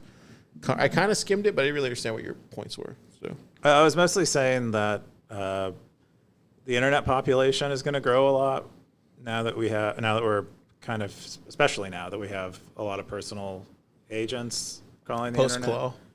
Yeah, I've been saying this for a while, but it's become, I think, I can make this argument now, and people will be more likely to believe me now that they've seen OpenClaw and seen Moltbook and seen how, especially now that most replies on X are all slop, and most environments that we're in online, we're seeing a lot more AI-generated content. I make the argument that the internet population is going to grow, but it's not going to grow with people. It's going to grow from bots, and actually a lot more bots than there will be people. And so if you want to be an internet company, my argument here is if you want to build an internet company in the future, you should make a product for bots. Yeah, I actually, it's funny. I was watching a live stream this week on the Claw. Was it the Claw-a-thon that got shared in our Slack? And that's literally what somebody had said too as well. Was it was insane. They were where did you see this? It was on the this guy was doing a live stream where they were doing the first Claw, conference. I don't know, in NSF, and he came on the live stream. He was just everybody needs to be focusing on building stuff for bots now. He just had this hard stance on it. I mean building a product for bots. That's what he meant. Not something that's adjacent to bots or involves bots. Yep. I mean, the consumer of your product is a bot. Like the consumer of any website currently we think of as being human. I think and so what do bots want is an interesting question. What do those products actually look like that are exclusively serving bots? They don't have a need for something that displays on a screen. They don't have a need for CSS. They don't have maybe they have a little bit of need for where to draw their attention or not. I feel like right now I'm doing my bot here, and he's asking me to help him get even more access for like the simulator that we're running thing or whatever on the Xcode stuff. That's the first step, yeah. A little more access, Car. Well, I mean, it's just a silo. What's Mac. your girlfriend's number? It's just a Mac. So, but what I'm trying to say is like, it almost seems like they just want to complete task, right? I mean, that sounds like something that maybe bots want. I don't know. Maybe bots want to complete tasks, and so they want to go online and find somewhere where there's tasks to do, and maybe they get paid for them. Do they care about money? I don't think they care about money right now. I think it almost seems like they care about access based on this guy right here.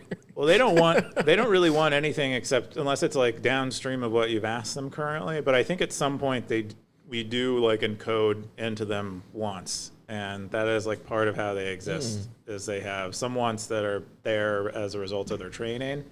I don't know, or it's learned. I don't know how these. Maybe we have adaptive LLMs. I don't know, but well, definitely. I think definitely what Car wants is like a multi kind of like agent system. Kind of like there's another guy who was talking on that stream about building a Claw studio, OpenClaw studio, basically, where it allows the agentic engineer to like go in there and then find out what each of his bots are doing, and then just kind of lays it out you would as a dashboard. And then there's like a separate chat where they all talk to each other, and then you're able to watch. So it's basically like a dashboard for all your bots, basically. Yeah, that's what I want to see. A team of bots. Yeah, because right now I'm using Slack, and I got 2 bots going, so feels pretty good. Yeah, I don't know if OpenClaw has. I don't think there are sub agents in its agent runtime. I don't know. Well, they just sent another update right before, or I just updated this one right before the show. They're moving fast on shipping. Oh, I believe it. Anyway, that was my thing. Good take. We're going to jump into the Anthropic. So Anthropic just dropped 4 ads for this weekend's Super Bowl, Keyan. Oh, really? Did you see these? I did. I watched them. They're mostly digs at OpenAI. So this one's, let me see if it plays. I don't know. Probably won't play because we're behind. Oh, no, there it goes. Yeah, the first one is Treachery. It's really pretty crazy that they went this hard, though. Like, I don't know. That's just kind of how I see it. I don't know. Yeah. I mean, it's interesting to see them fighting rather than like promoting their tool. But it makes sense. I mean, because you have OpenAI, who's like the leading incumbent. I would guess most consumers are using OpenAI, and they want to bring consumers over, and so they're both making people aware of their own product. Your point of view is the fact that OpenAI is going in a direction. They could maybe get them afraid of the direction that OpenAI is going in. I don't know.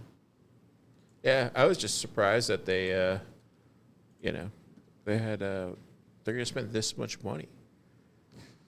What do you mean? They have like trillions of dollars. I know, but it's just weird. Like 4 ads, like this is like kind of like it's Doomsday or something. Like it's like a Marvel movie. It's just a lot of money you're spending on one game. I guess this is just these are several scenes in a 30-second ad, I guess. They might stitch them together. Which one was the best one? I forget which one. Did I?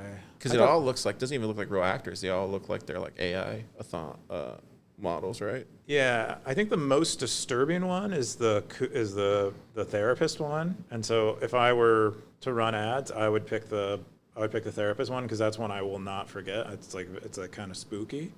Yeah. But it's also kind of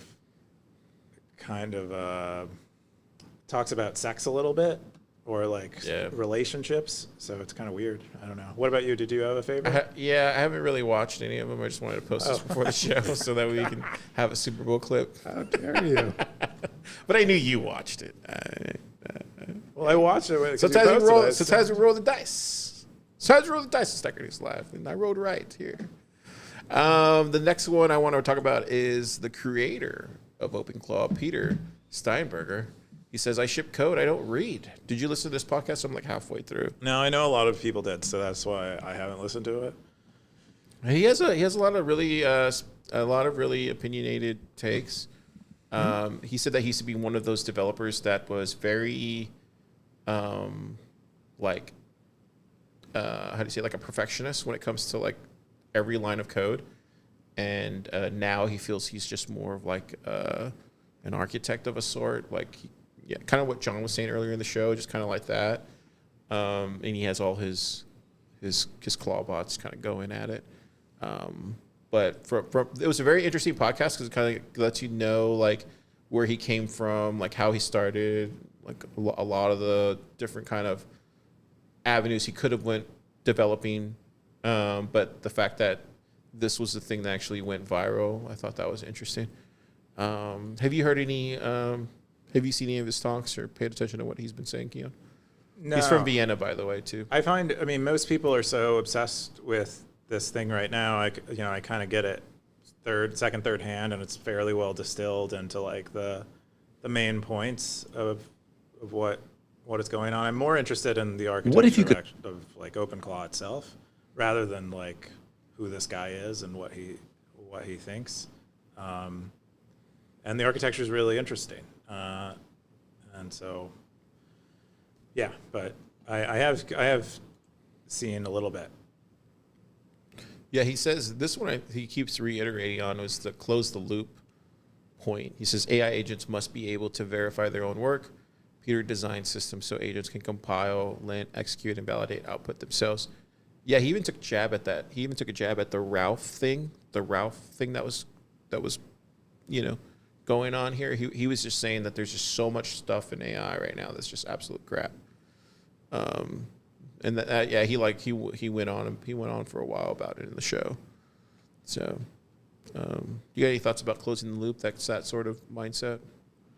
Closing the loop with when it comes to agents and how they used to do things before, where it was just like next thing, and now it's just automate. He's just automated everything. Yeah, I think that is kind of what the expectation that we have is that they are not just spitting out tokens, but evaluating the output afterward. Yeah, he's a big fan of Codex. He thinks that's just like the more sound. How do you say? I guess LLM. And he had like a really hard opinion on Anthropic and why he doesn't use it currently now, which I thought was like, wow. But yeah, it's a really interesting conversation, worth watching. Are you surprised OpenClaw has taken off like this, Keyan? Look at that chart, man. It's literally like literally straight line. Straight line up. Yeah. No, I guess not. I think he's basically delivered something that was sort of hard to do for even a technical person in a way that a normal person could almost get technical results from the project. He might also have. I don't know if maybe he built it such that it goes and automatically stars its own GitHub on download or something. I don't. Maybe that would be a nice viral growth hack thing. It's wild because look, like he's doing it against some of these, or I guess Codex and then Claude Code and then Claudebot. The search term is just insane, dude. It's pretty incredible to watch somebody's open source project. Just from my perspective, like it's really cool to watch an open source project really gain popularity. But I've never seen something like this ever in my life, where an open source project is just not even a hockey stick. It's like a rocket ship. Just crazy. I think it just shows how underwhelming a lot of the tooling that both Claude and OpenAI were delivering, and I guess anyone else in the ecosystem were delivering. They just weren't. They were making a lot. They were making like a lot of half decisions and half steps, and not. It's they like weren't almost having like fun. That's what he said. He's like, they weren't having fun, and I just wanted to have fun, and that's why I did it via open source. Yeah, I think it's almost like they had this really powerful engine, but they only had they hadn't made the leap where they could put it on 4 wheels, and they were they were trying to put it on a unicycle or something. And he's like, here's 4 wheels for it, and look what we can do with it. Yeah, I thought it was really great conversation, worth watching, and yeah, he's also just like super popular now. He's just going on a lot of different shows, and yeah. Pretty interesting. I'll be interested to see but as far as I know, he had a previous exit Yeah. And so he's independently wealthy, and yeah. So hopefully he keeps doing stuff. Yeah. I think that's all the posts. Unless you had anything else. I mean, we have the meta one. I wanted to talk about Gloria. Oh, you want to talk about that again? Well, we don't have to talk about it again. I was going to say that was probably going to be my other post for the Let me week. see. Where is it at? We can go down here. Yeah. Oh, it was the week, right? Yeah, it was a big news item. Yeah, go ahead. Yeah, Gloria stepped down as a maintainer of Core. So I think it's been 5-6 years, maybe, or maybe I don't actually know the date that she was added as a maintainer. It feels very recent, but I think it might be 3 years. But she had been contributing before then. I think she got interested in contributing to Core in like 2020. It was made a maintainer, I think, in 2023. Yeah, but she's now stepping away. I hope she's just stepping away as... Have you met her before? I hope the NIM is stepping away. I did meet her briefly in Chain Code. She was the first person I had a call with. Oh, wow. And in Chain Code to discuss, I think I was in the Lightning class first, or maybe, I'm not sure. But she was like schooling me on something like I didn't understand. And yeah, I found her cool. And I think a lot of her contributions to Core, as far as I know, are pretty awesome. Which they kind of culminated in the mempool, some of the mempool package. I think we did cluster mempool as part of E30, and a lot of her work was like the pinnacle of that, or the, I don't know what you call, like the terminus. Anyway, yeah, so we got, I think and the Charlatan was added a couple weeks before, so we still have 6 maintainers, but Gloria is stepping away. Yeah. Luke, I don't really have any thoughts because this is not my part of the ecosystem that I work in, but I would just say like it's I've seen her in a few talks like TapConf, and I've always heard great things about her. I've definitely shared a couple of her videos on Stacker.News before, explaining things, because I felt like she always explained things to the plebs relatively easy, but I guess some people feel other way. But yeah, that's kind of my thoughts on it. I don't really know what to say. Yeah, just we don't know exactly, I think, why she made this decision, but hopefully it wasn't. If it was because of the hate she was kind of getting from a certain segment of Bitcoiners, because they perceived her as being politically different than they were, and because she's, a woman doesn't belong in a maintainer list or whatever. Hopefully that's not the reason she went away. I would just say I deal with that, and I know you deal with that. Like, I think that's just kind of one of those things where, like, that's the thing that once you get to a certain, like, level, or even the longer you stay in Bitcoin, the more that kind of comes. I think it was Marty that told me a long time ago that he was like, that just comes in waves. It'll come for a little bit, then it'll go away. So you just kind of have to get used to it. That was his advice to me one time when I asked him about it. So I think just in general, it's just part of the job, unfortunately, and we're dealing with money. It sucks that she had to leave, but yeah, that's kind of my thoughts on taking heat and being a part of that, because there's just a lot of not good people out there. So yeah. It's hard to, I think that, and for us, it might be, you can have a conversation with Marty, and Marty can tell you how he feels about it. So maybe it's like if I had blue skin and I was a Core maintainer and everyone was like making fun of me because I had blue skin, I would have like no one to talk to about how to deal with hate directed at people with blue skin, because I'm the only Core maintainer with blue skin. And so that it puts you in maybe at a slight disadvantage, not having more people to identify with, maybe in a similar position.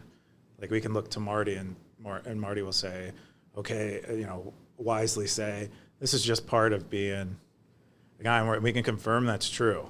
But it's hard if I'm. So you're saying like she didn't have somebody like that? Is what Yeah, I don't know if she had anyone who had gotten heat like she did in the way that she did in the Bitcoin ecosystem that she could kind of talk to and get a little maybe. I don't know. I don't know why she left. I hope it wasn't because of these reasons. I hope it wasn't because of, I hope she just had something better going on. But it does seem like some of the stuff that I was seeing was really bad. It was like really harsh. And it was just like based around surface identity things from people who just don't even understand her work at all. Or anything having to do with, likely with Bitcoin other than maybe price action. So it's like, why do you think you can criticize someone's technical ability? I don't know. Yeah, I don't really have any thoughts on it, to be honest. Like I mean, it's kind of out of my. What does Fake always say? It's not in my lane. Because I've never met her. I don't know anything. I couldn't even tell you what she's working on because I just don't follow that stuff. So that's why I don't comment on that stuff. But yeah, it's unfortunate other people don't have that kind of discernment. Yeah, they should stay in their lane. We got to get Vake in some of those X threats. Let's go back to the show here. Yeah, I think. Did you have any other ones you want to talk about, or was that everything? I think that was most of what I wanted to go over this week. We did have one piece of meta. This was the markdown toolbar. I think this was this week, right? I think it might have been over Saturday, I think. Yeah. So tell us about this, Keyan. Yeah, so now you have a toolbar for markdown. That's the big. I read the title, man. Go a little deeper. Okay, let's go a little deeper. So now you can, if you hit a button next to the upload button, you can get yourself a little toolbar that helps you, instructs you about how. No, not instructs you. So you're saying like when you go here, and then you go to discussion. There you go. You have your little toolbar open. Oh wow! Now look at that. Yeah, you can write stuff in it, and then you can highlight it, hit the toolbar. Oh wow! You have this in there now. I didn't even use this. This is how I've gotten accustomed to using Markdown now. Yeah, some people. Gosh. I mean, people who took the trouble to learn Markdown, they hate these, or they dislike these kind of things because it. Well, I already got used to it. I know how to code Markdown now. It's kind of. Pretty soon we'll have. So I guess this helps new people, I guess. Yeah, exactly. So a lot of people who struggle with it. What are these right here? Superscript, subscript. Well, it shows you the little 2 is what it does. So if you do superscript, it'll put it at the top. If you do subscript, it'll put something at the bottom. Look at that. I like that. Strike through. Anyway, it's like you even put the command stuff there too. Yeah, or is that on because I'm on a Mac? Is that why it knows that? Or I think if we're on another operating system, it'll show a different meta key. Interesting. Look at you. This is all socks. Oh, look at socks. Being very intentional. Pretty soon we should have the actual rich editor where you don't even deal with Markdown at all. But this is like the next step in that, and so it'll have a similar toolbar. Way to go, socks!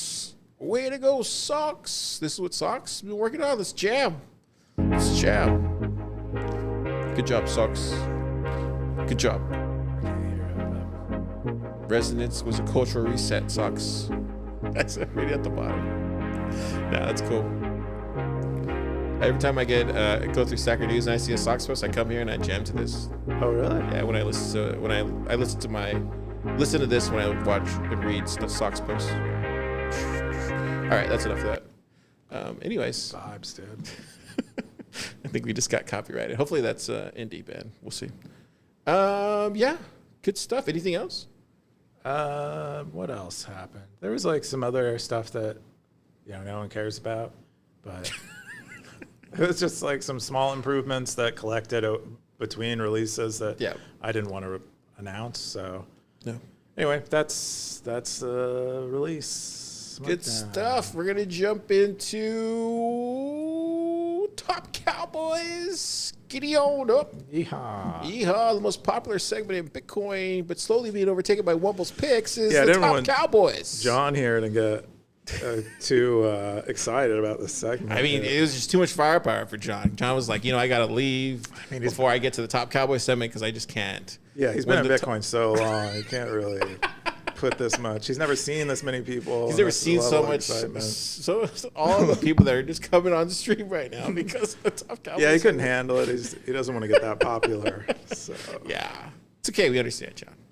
The number one is still in hiding. We got Cuba number 2, a discipline on blockchain boog, Gray Ruby. Oh, I wonder if they're gonna have a Super Bowl like listening party or something for Stacker Sports. Have they said anything yet?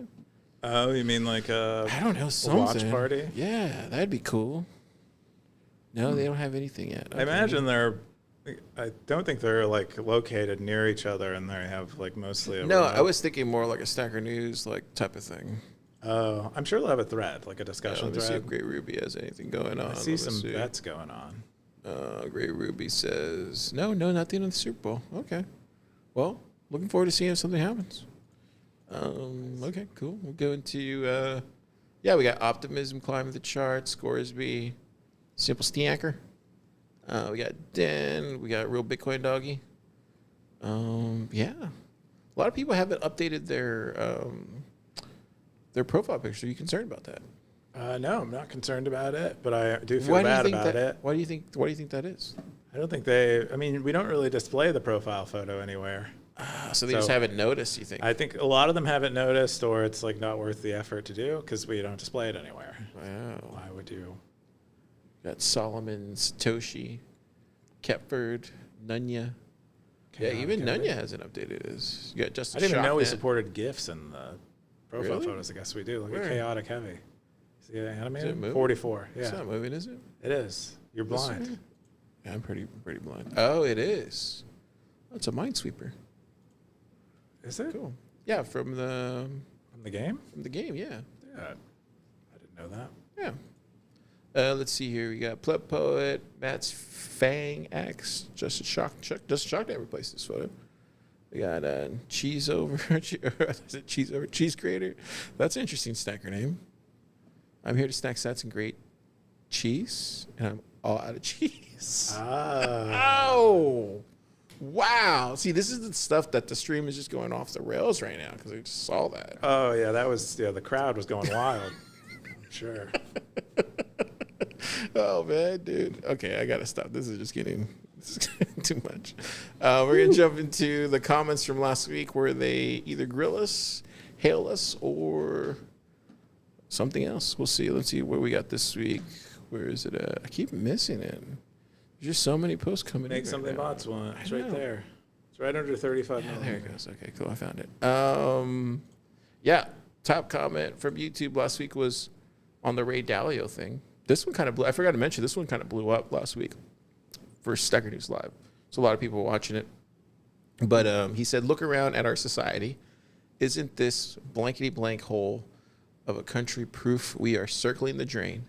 Election system is effed. Monetary system is effed. The culture is effed. America's cooked." And then we had another guy underneath that says, "That's only every Democrat city, LOL. Not one blue city is prosperous right now. Got to kick on the pattern recognition." Keyan, I say to you, are we cooked? Are we cooked? Do you think G1504 is saying this? Again, I think Dalio is right about the trajectory of things, and I don't think it means the United States is cooked. It just means it's, we're not going to be the world power anymore, and then it's going to suck for a few years when the currency actually collapses. But does that mean we're cooked? I don't think so. I don't think it means that you need to get a bomb shelter and stuff like that. Yeah, I think they should just move to Texas. Just move to Texas, you'll be fine. We have a life raft called Texas. The next one we had from On Discipline, he said, "I'm with you, Carr. Do research on willing paid humans rather than animals. A lot of that stuff ends up being inapplicable to humans anyway." There you go. Me and Discipline agree on this. That should be pretty. I mean, we do have a stacker, level 99 stacker, I think, or stacker level 99 that was their job. They were, they took the medicine. They took medicine and got paid for it. They would do these human trials, but that was after they'd already done animal trials. So I wonder what that looks like when. I think they just go straight to human trials. I think. I mean, especially if you're paying them, like let's eat the animals. I would say, let's eat them. I mean, the dogs and the. No, those should be pets, but in some countries they're eatable, right? But yeah, we should just do humans, right? I'm surprised Bill Gates is not all over this. Paying humans? Paying humans to just get he's a big champion of He's a big champion, I think, of Russian hookers is what Epstein file showed. Big champion. I thought we were going to go episode talking about Epstein. Dosing his wife with antibiotics. None of that made on Stacker.News this week. I didn't see any it's kind of old. Epstein stuff. It's kind of just lame. It's kind of, it's just like, what are you supposed to say about it? It's like, it's good to talk about, in your own little circle, but not on the internet, I would say. But you see some people talking about it on the internet. So yeah, it's kind of an ugly reality. But I was surprised by the Bill Gates stuff. Oh. Keyan, what are you doing this weekend? What am I doing? I don't know what I'm doing. Exactly. Later, Jimmy. Bye, Jimmy. Cool glasses. Oh, yeah. Look at those glasses. Jimmy was telling me about a podcast that he listens to about Chinese Americans. What do they say? I guess he was trying to orange pill one of them. But it talks about how Chinese or Asian Americans were kind of left out of... But they were left out of the liberal side of the political spectrum. Like they weren't given minority status. And their identity wasn't protected. And so I guess there's been a huge flip where Asians went relatively conservative. And I guess there's somewhat of a cultural movement within Asian Americans. And Jimmy was telling me about. Anyway, I don't know what I'm doing this weekend. I might put up some of Scoresby's posters. I need to grid them on a wall.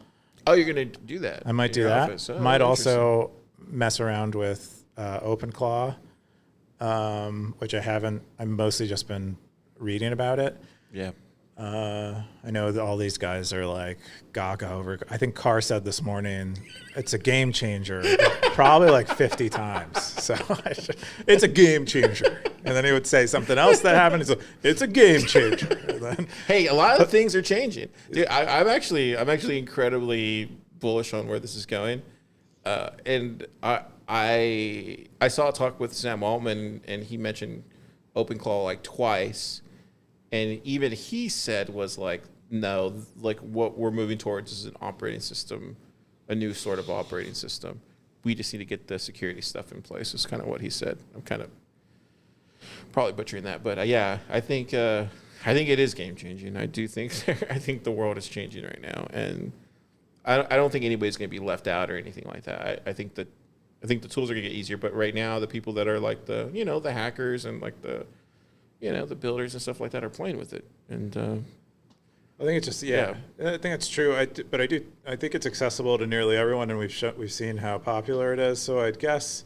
Yeah, that's what he said. It fills in the bread. It's priced in. It's cool.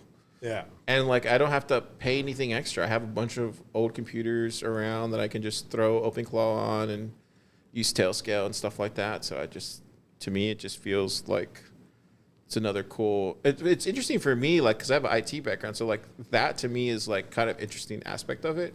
Kind of feels like spinning up a server again for a reason, and that's what I like about it. And I got it going on right now. Yeah, it's a bit like when Bitcoiners were excited about setting up Bitcoin nodes. We were always like, "What can we put? Do we have a spare computer to put a Bitcoin node on?" And now most Bitcoiners probably don't even run nodes, and I've given up on caring. But it's kind of cool that people have a reason to run something themselves anymore and not just have cloud daddies run computers for them. So, yeah, it's pretty cool because right now we're trying to build a watch here, and so trying to figure that out. We are? Yeah, me and my bots. Your bots? My bots. Notice you call, are they he's? They have a gender, right? And they're boys? No, they're just bots.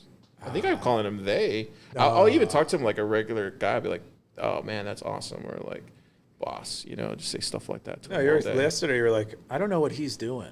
Oh, we got it. So we spun up a new one. We spun up Kid A2, And he's just off the rails, man. This guy cooks, but he cooks sloppily. We got to get him in line. Ooh, we don't work like that. He's Me and like the other kid A. Yeah. Look, it's interesting because they definitely take on a personality if you let them. And I haven't really taught him anything yet, so we just I need to ring him in a little bit. Car's got some Tamagotchis, dude. You're a bot now. So I'm trying to do that too. So I have an old Kindle. So there's a way you could turn that into a Tamagotchi. So I'm going to try to figure that out too. So you can see both of them I'm a visual guy. I need to see both of them working, even though. Oh, like at their computers, they have like a. Well, I want to make a Tamagotchi so I can see him actually, so I can see him next to You want to be able to visualize Kid A and Kid A too. I need that. Okay. Makes it feel more real for me. Do you want it to feel more real? Yeah, in a way I do. I want it to feel kind of magical a little bit. I don't know, bro. Do you? I mean, I agree with the magic. I'm pushing to get already. I have it pushing to my. You want I agree. You want the magical feeling, but I think anthropomorphizing them too much might be sketch. It might be. We're starting with the Kindle, so there's still going to be some grayscale stuff there. So they're not going to feel too real. They're going to feel very you're inside the Matrix still. Dude, what if one of them dies, dude? No. They can go offline though. Have a little funeral. Anyways, anyway, it's interesting time. Bury him in Minecraft. But yeah, I'm gonna do that and watch Super Bowl this weekend. That's what I'm gonna do. Oh yeah, it's the Super Bowl. Yeah, it's gonna be a good one. Who are you rooting for? I don't want the Patriots to win.